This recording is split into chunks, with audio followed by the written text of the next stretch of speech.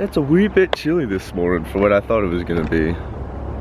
Yeah, we're gonna go do some swim bait fishing this morning with some big easies and stuff, and try to get out there with some of these gambler baits. Also gonna bring the 360, the GT swim bait that I just got.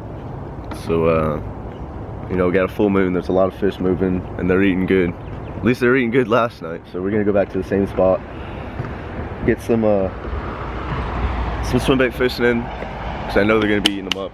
Plus it's last day, so we gotta do something. We gotta try to pull in that elusive 4.5, 5 pounder that I haven't snagged yet. Thought he'd be coming up a couple times yet, but hasn't. I kind of wanted to be on the water a little earlier this morning, but you know how that goes. So what this search bait is basically is just a light swim bait. Like I said, Storm had just come out with it. It comes with one pre-rigged jig head, that's the 1/8 ounce jig head, and then 2, you know, extra swim baits with it. There's a lot of times where I think the bite is just totally off, you know, as far as swimming this thing. So you're letting this thing drop down 8, 10, 12 feet of water, and they're gonna hit that thing as it's dropping. So that's why I picked it up. Little search bait rigged up, 15-pound fluoro, Abu Garcia Revo S, old style, with a old style 7-foot medium Vendetta. Let's get after it.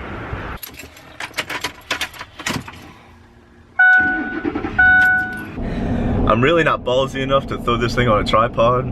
I'm only going out on a John boat. I'm not even going out on a John boat. I'm going on a freaking 8-foot plastic boat. The Bass Pro Shops Pond Prowler. I don't know if y'all have ever seen this thing. I'm on a how the hell. Hopefully we can try to be on the water by 9:15. Fish for a couple hours. Really don't want to fish through the afternoon. Dude, that guy looks like freaking Mad Dog Madness, straight up. That was Mad Dog walking on the side of this freaking road. Oh, stay green, stay green. Come on, stay green. If it stays green, I'm catching a 10-pounder today. Boom! Guaranteed, 13-pounder. When the stupid business guys put all these freaking houses around here, they completely ruined the lake. But from what I saw yesterday, they haven't totally destroyed the bite, which is most important. But they've ruined a lot of the back cuts, they've ruined a lot of the back swampy areas to put these houses. And a lot of these areas are where most of the bigger fish related to.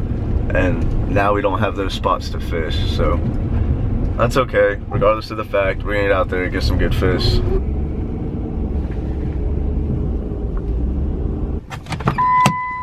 Bucky! Bucky! This is Lane's bloodhound. This is a cutie.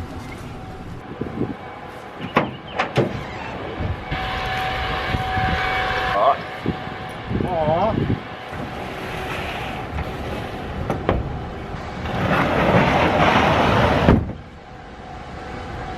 Now we gotta tie this joker down, because more than half of it hangs off the bed of the truck, which kind of sucks.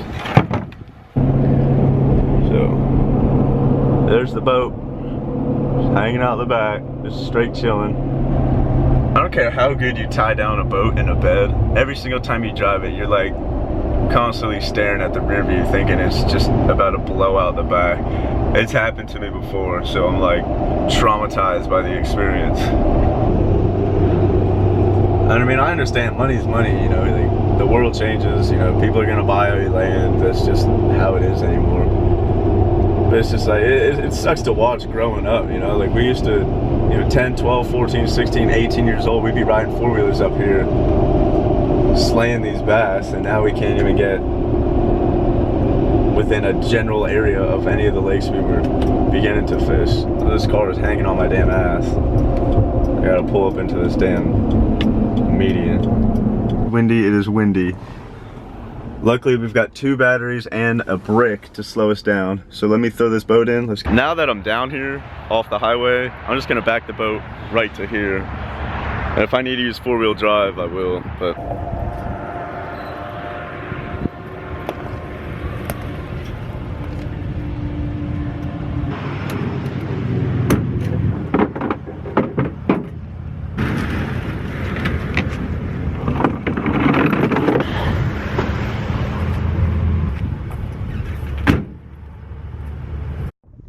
this stuff here is awesome spawning ground.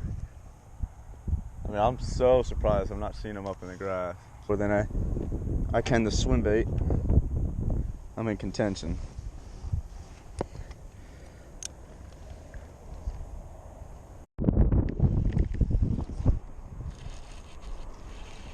Alright, first bite.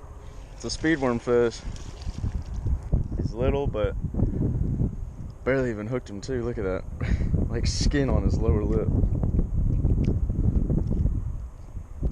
Little 8-incher, but you know what? It tells us more than what we knew. There we go, right at the boat. Going ballistic too. This one followed it. I had just shut the camera off so I could pick up a swim bait. I was burning this fluke in, and he came up and grabbed her. It's a 12-incher, skinny. Just dropped, and sure enough came back for it. We're on the fish, guys. We're on them. We gotta keen in on them, really. Oh my God! How? There we go. Hook that one. He came back for it. Another little one, but they're here. There's a ton of bait here, and it's everywhere. 12-incher. We gotta find size. I mean, if that's what we're getting here, then we're in trouble. But yeah, there is a ton of bait here. Obviously why I'm catching so many of these.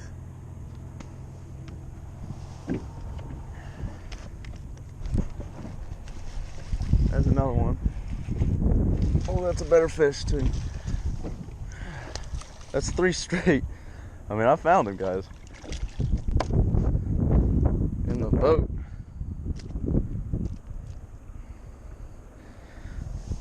I mean, that's a better fish. Again, smoke the fluke. I'll try to bring the boat back. Not a bad fish. So there we go. We got a decent one there. Barely a pound and a half, probably. I'm gonna pick up this swim bait, see if they're in the lily pads, but they're definitely off the lily pads chasing all this bait around. And I mean, that's just an obvious cue there. So we'll get that fishing, give you guys an update here in about 30 minutes. So hopes that drags us a little bit. Already got one on the fluke though.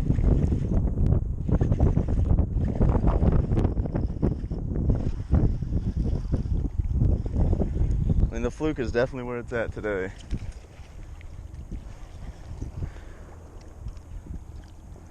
It's another better fish. This is a little football too. This is the thickest fish I've caught yet. Look at him. Nice little belly on him. It's a 14-inch fish. That's a tournament keeper, so that'll be fish number 3. I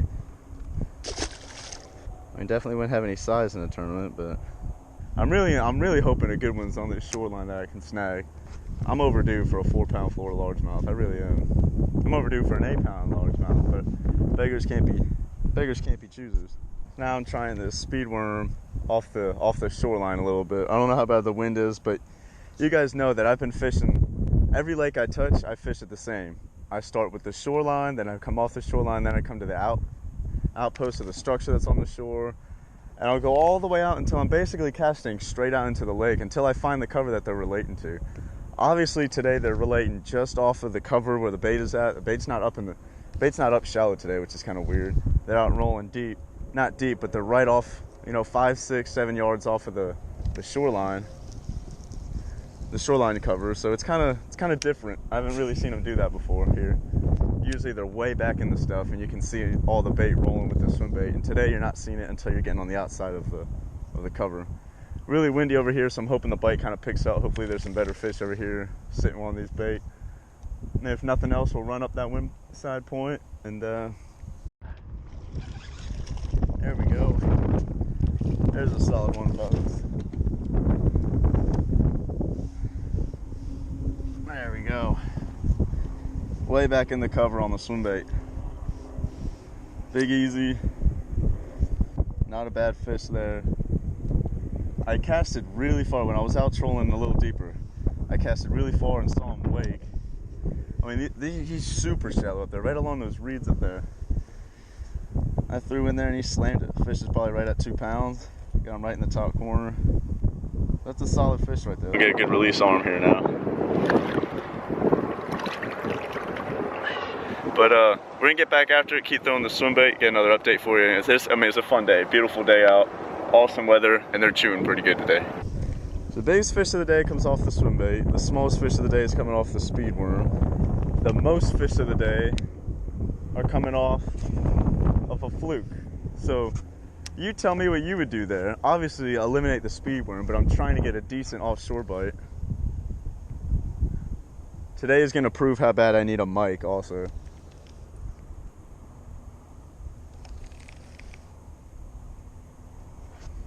There's one. Oh my, look at this. Okay, I'm putting this down. I gotta put this speed worm up. This is sad. I don't have money to spend on worms for these little guys. It's always when I put the camera down I get the explosion hits. It's another swim bait fish, but definitely not what we need.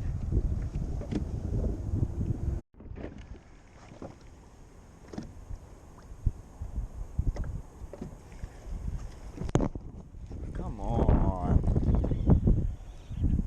Look at him go crazy too. I thought it was a pickerel at first. He's peeing. He's peeing. Fluke rode all the way up the line. It's like the old Vinterbaits twitching shad. That's what they used to do.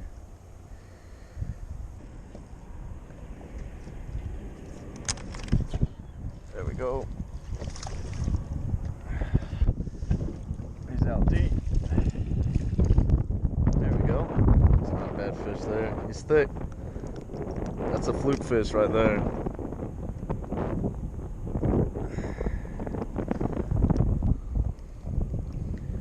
Probably 12 and a half. Definitely not the size we're looking for today. But I caught him different. I'm out here, as you can see, I'm only about 10 feet off the shoreline, but I'm casting directly straight out with the wind and bringing this thing back with me. All right, guys, we are back on land now. The lake that's in the very far back of this little chain, it was so windy, I really didn't want to kill all my battery on this first battery. Like I said, we might be coming out tomorrow or later tonight. So here's my little setup.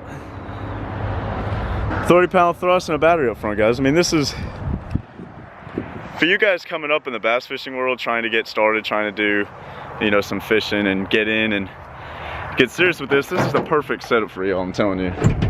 Elaine's had this thing for like 15 years now. Same with him, and the trolling motor's new. Like all I did was put a new prop on it this morning, and the battery set up with, you know, vice grips on top of the teeth just to make sure she sits well.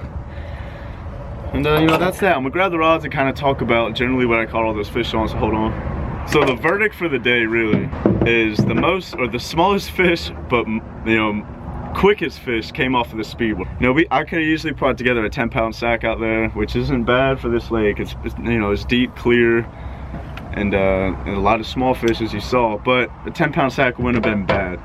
So the fluke on that rod definitely caught the most fish, flat out the most. But the biggest fish that we came across, you know, the 2.5, 3 pounders, definitely off a, you know, a weightless soft plastic swim bait. I mean, this is a rig that I've been preaching to y'all for years now. I mean, I fished this all from these smaller lakes to the high pressured lakes of, you know, Kissimmee, Toho, Butler, you know, all the big lakes. Okeechobee, this thing is huge. The Harris Chain, all the main big bass lakes you hear about here in Central Florida and beyond Central Florida, you see me catching tons of big fish on this setup right here. So I incorporated that into this lake as well, and it does good. It definitely found the biggest fish of the past 2 days that I fished this lake.